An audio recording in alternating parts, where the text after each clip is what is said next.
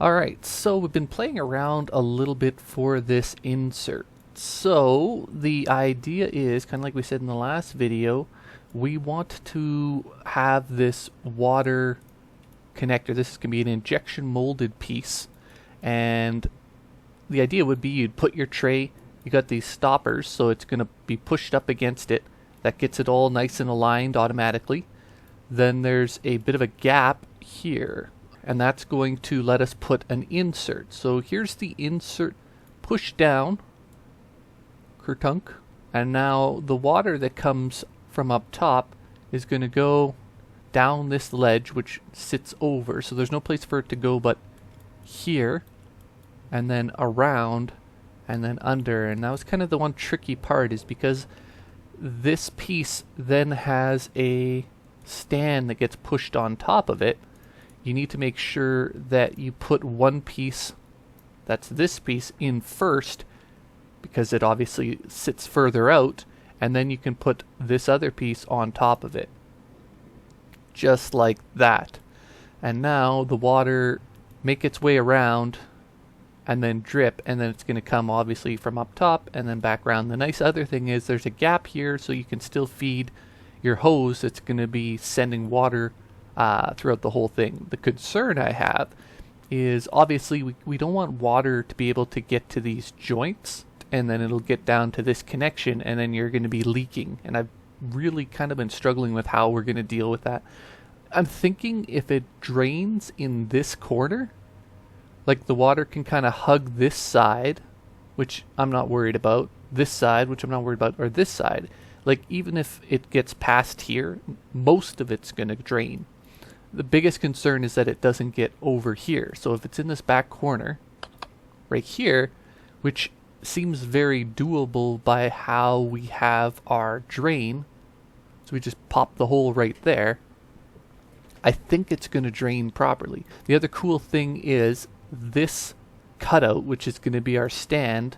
I'm using the same piece for the other side for the power, so you can see that it has, you know, a cutout on both sides. Now this is the same piece on the power stand, so it's a little deep, and I might be able to change that. I don't know. Like, this is actually about where it could be. I could play around with this a bit if it is just too big of a hole, but from the front view you can't really see it. And then the other cutout is closed in by this insert, so it's actually pretty good. And you kind of need a bigger space here anyways. Maybe we would make a cover that you can put, but this is looking really good. I'm a big fan of how this turned out.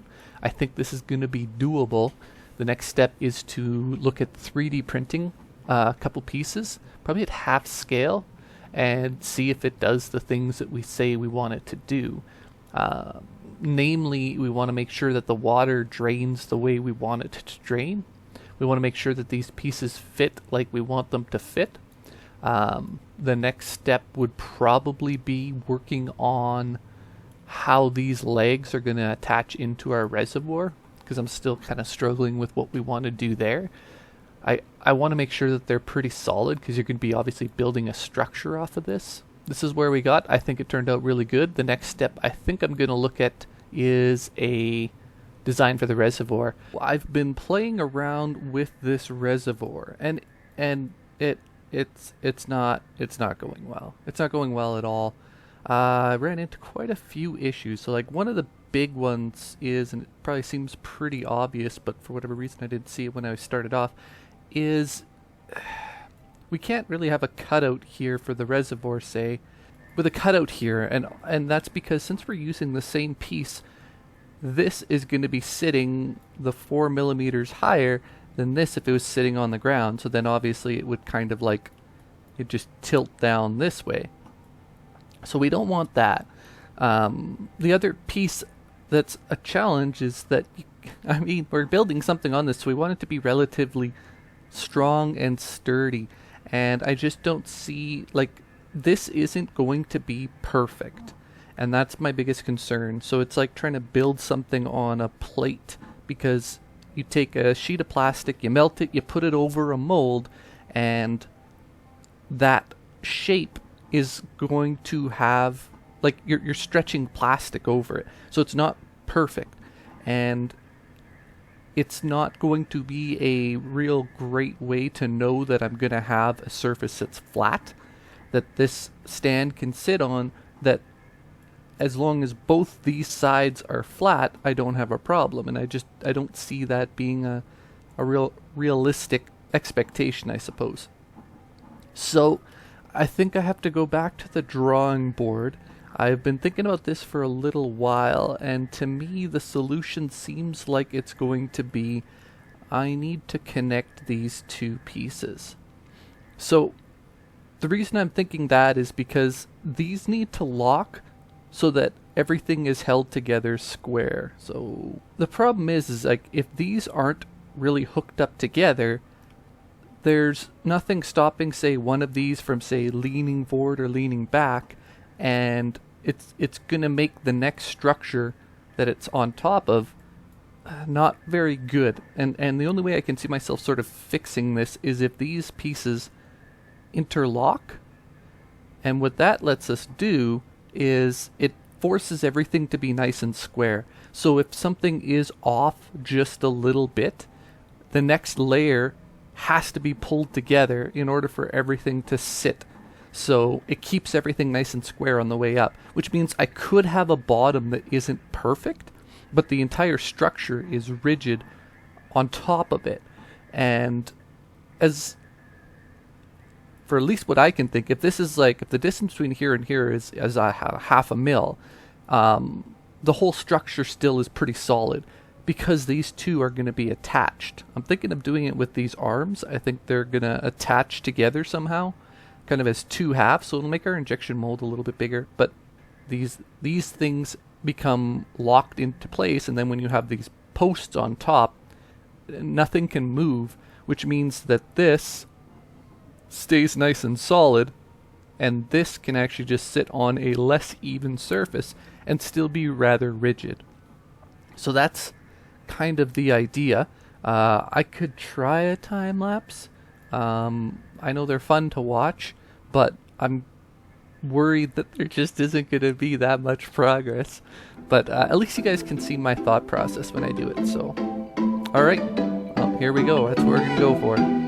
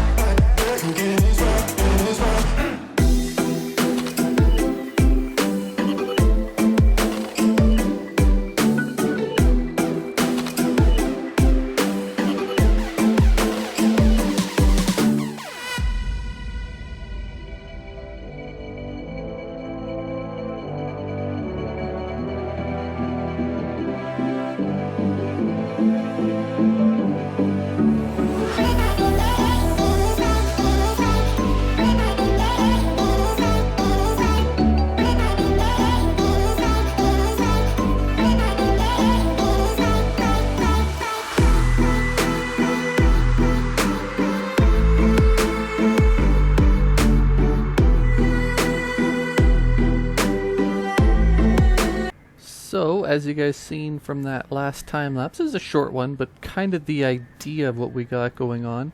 I'm not married to it. One thing for when you're doing injection mold is essentially what you're going to be paying for is the space in terms of depth and how wide and how high. You need a block like twice that's steel.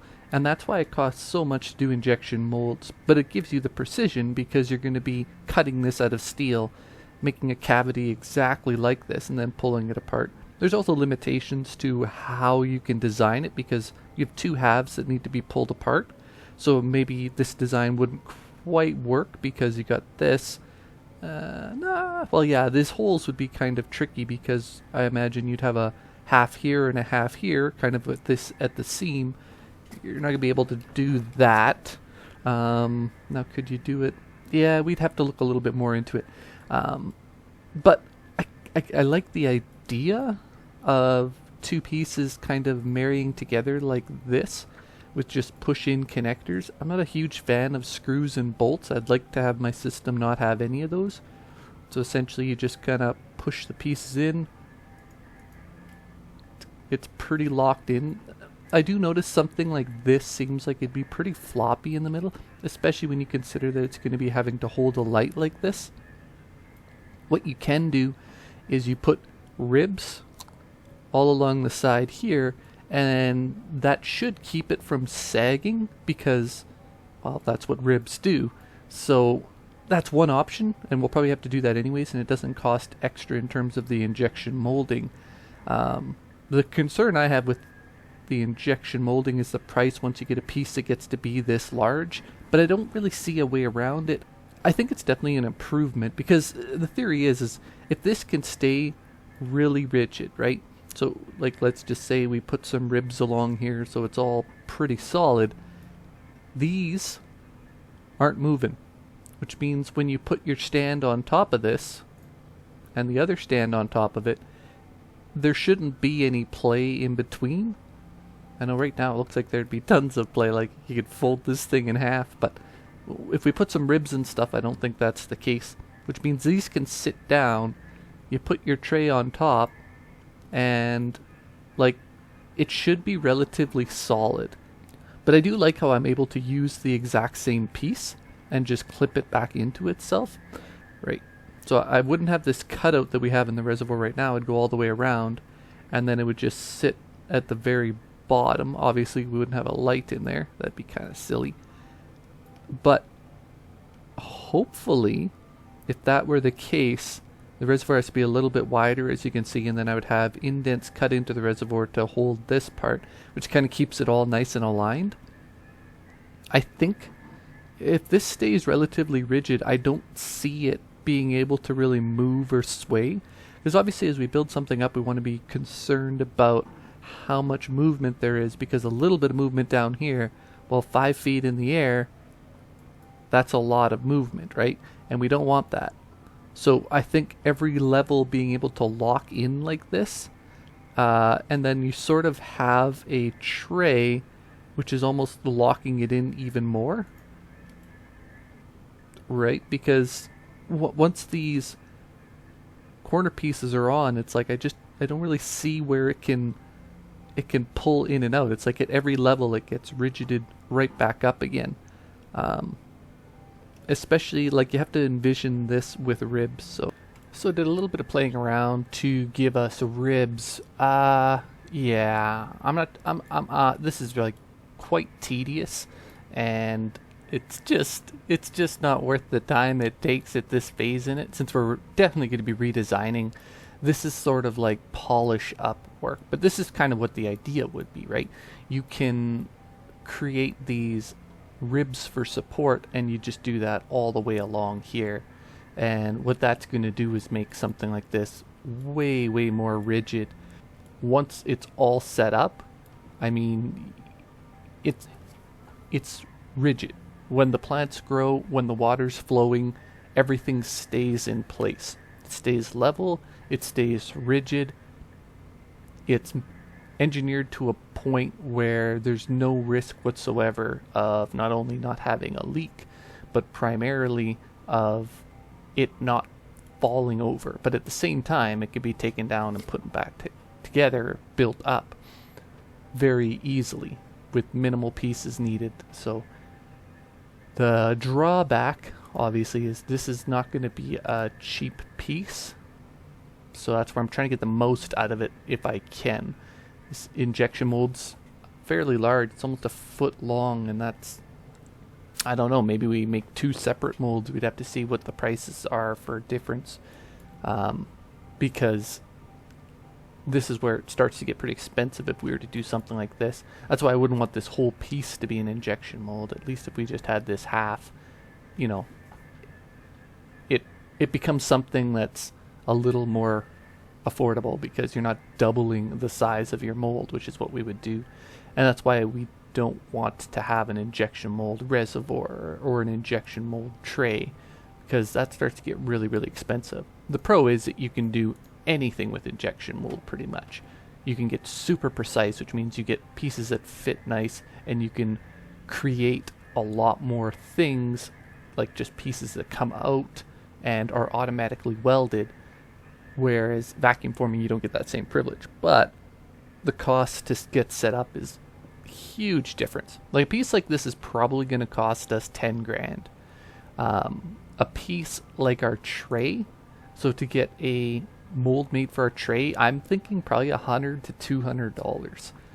That's no lie. So, but each piece is probably going to be, I'd say, about $7 to $8 US, whereas each piece of this is probably going to be 50 to 60 cents. So once you have the mold, it's much cheaper to do injection mold. However, $10,000 versus $100 is a big deal when you're starting out, and you're probably not going to be selling 10,000 pieces. So you just don't make up that savings right away. You're further ahead to get yourself off the ground with something, and you can do it in an affordable manner instead of sinking $100,000 and needing to sell 2,000 or 3,000 kits before you actually get your money back. So that's been my experience, and that's what I would always recommend. So there's the update. I think the next step that we're going to be working on here is I want to make the reservoir for this so that everything's going to slide into place. I'm going to make some indents so that where those little pieces stick out, it's going to lock it so it can't be put in the wrong way. And yeah, we'll see how that turns out.